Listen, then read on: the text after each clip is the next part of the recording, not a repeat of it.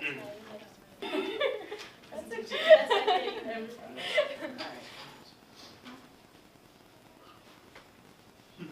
hi everyone. My name is Stephanie, and my group members and I, we did our presentation on resumes. So we looked at a bunch of different aspects of resumes that you probably didn't know about and will probably find helpful by the end of the presentation. So just a quick outline of what you can expect from this presentation. We're going to be talking about, I'm going to be talking about introductions to resumes. Then we're going to be talking about the origins of a resume, formatting techniques, how to do a cover letter, which is really important, common resume mistakes, how employers read a resume, and resume services. So the first question is, what is a resume? Well, it's a written compilation of your education, your work experience, your accomplishments, any credentials, as well as any awards or honor societies that you might be involved in. To be more specific, you're going to see things such as your college, your GPA, if it's above a 3.0 or higher, of course, places you've worked, as well as your job duties and responsibilities at all those places. You're also going to see any certificates that you've received during your work or during your education time.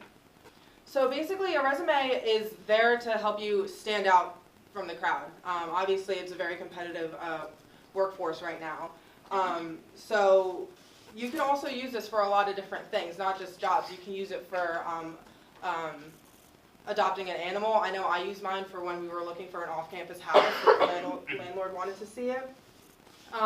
So technologies are changing, which means that your resume is going to be changing as well.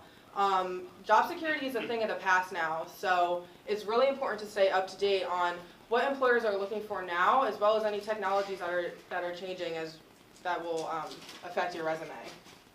So you're always going to want to be updating your resume. Anything can happen. Like I said, job security is a thing of the past. You could lose your job tomorrow, and you might find yourself in a tough situation if you don't have a resume handy. You're going to want to update your resume as soon as possible, as soon as something changes as far as you get a new job or you complete another project. The longer you wait to update your resume, the more likely you are to forget. You're going to want to update it when the details are still fresh in your mind. They say college students should be updating like once a semester. If you aren't updating your resume, you might find yourself in a situation like this guy. You might get passed up for an interview or a job. No matter how qualified you are, no matter how good you look at the interview, your resume is the first thing that they see, and it really says a lot about you.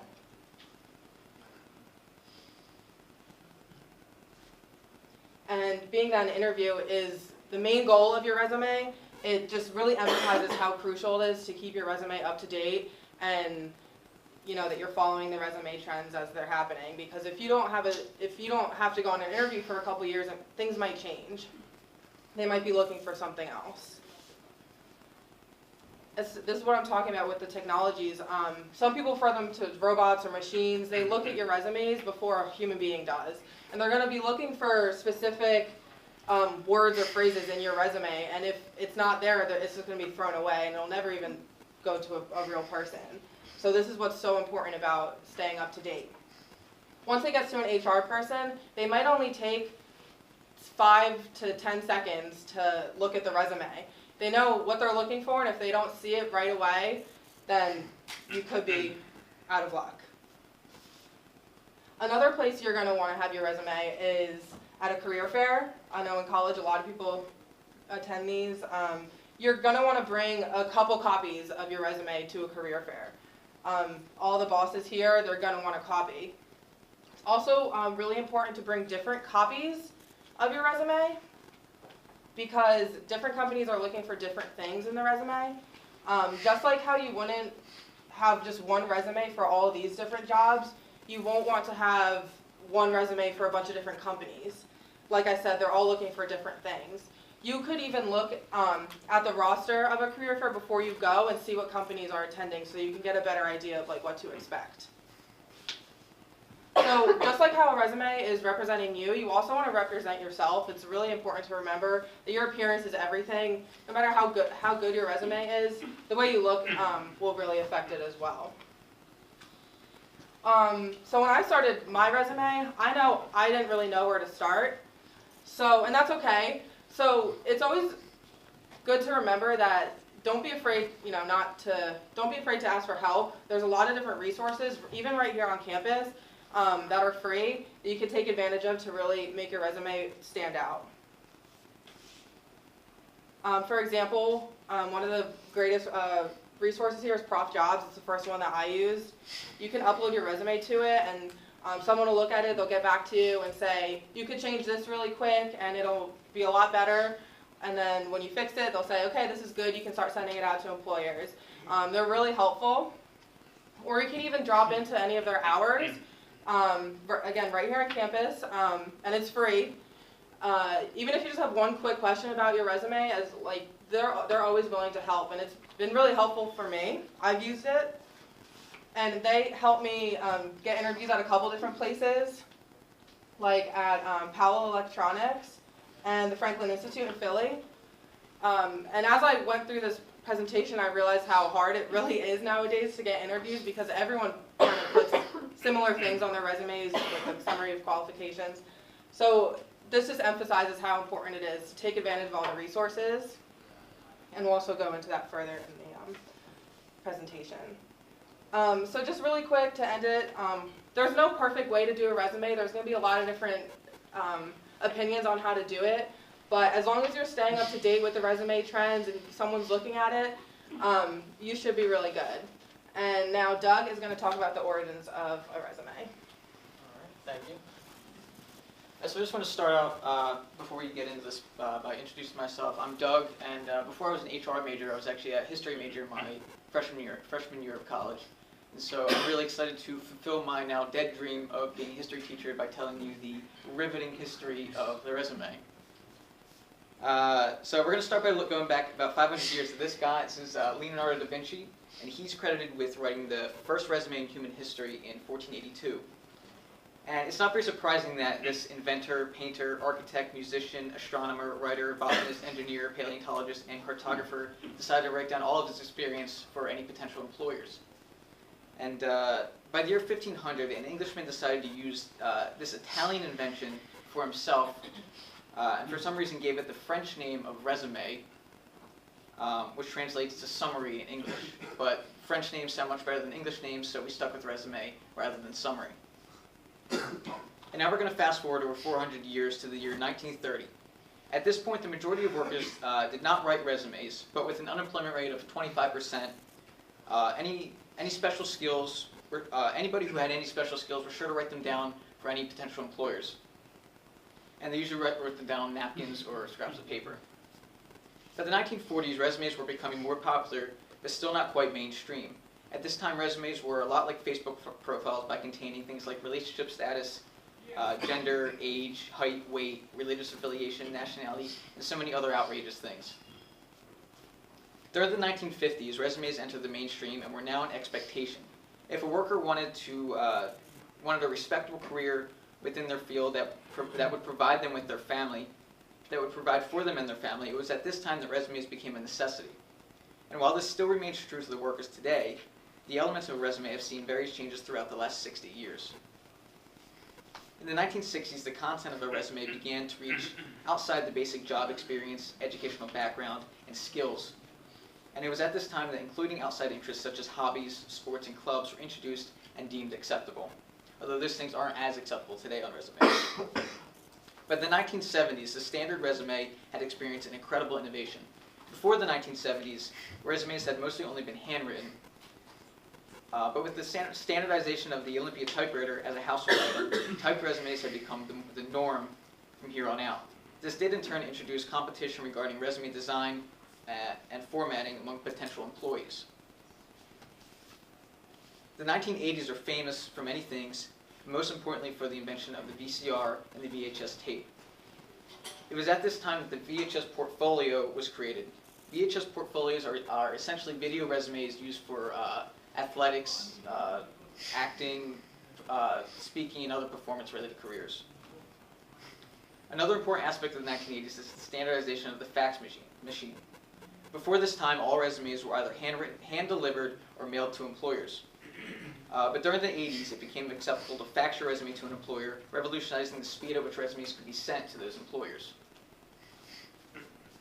The 90s were a pivotal decade for humanity with the invention of the modern internet. With this, websites such as Monster.com and CareerBuilder launched. These websites and many others revolutionized job searching and greatly increased the number of employers workers could send their resume to. By the late 90s, email had become a part of everyday life. Email computers not only allowed for the instantaneous sending and receiving of resumes, but also eliminated the need for workers to have a physical paper copy of the resume on file. It was at this time that a resume was commonly just a Word document saved onto a PC and emailed to employers, no different than we do today. In the year 2000, DVDs and DVD players were invented. It was at this time that the use of VHS tapes and VCRs for video portfolios went extinct and began to be replaced by DVDs, a much easier to use and much more reliable video technology. In the early 2000s, with the internet becoming increasingly common in households, many more websites were launched relating to job searches and resume building. This started with LinkedIn in 2003. As we all know, LinkedIn is essentially a social network specifically for career networking and job searching. LinkedIn is still used today, mostly as a place for employers to research potential employees. In 2005, the website Optimal Resume was launched. This website became one of the first websites to assist in resume style, formatting, and content. Even today, Optimal Resume continues to lead in its industry in helping customers with effective resume building. 2005 also held the debut of YouTube. We all know and love YouTube today for the various video categories and its usefulness in school projects. But the introduction of online video and digital video files yet again transformed video portfolios. From this point on, most video portfolios now took the form of online video or MP4 files rather than DVDs, and especially not VHS tapes. In recent years, social media has become a major part of job searching and employee vetting, making these websites almost like a second resume. Facebook, for example, is often used by employers to research the personal lives of potential employees by searching for job history, educational background, and even their photos. Another popular social network that's used by both employers and employees is Twitter. Just like on Facebook, many employers will search Twitter in order to research the interests, hobbies, and online reputation of its potential employees.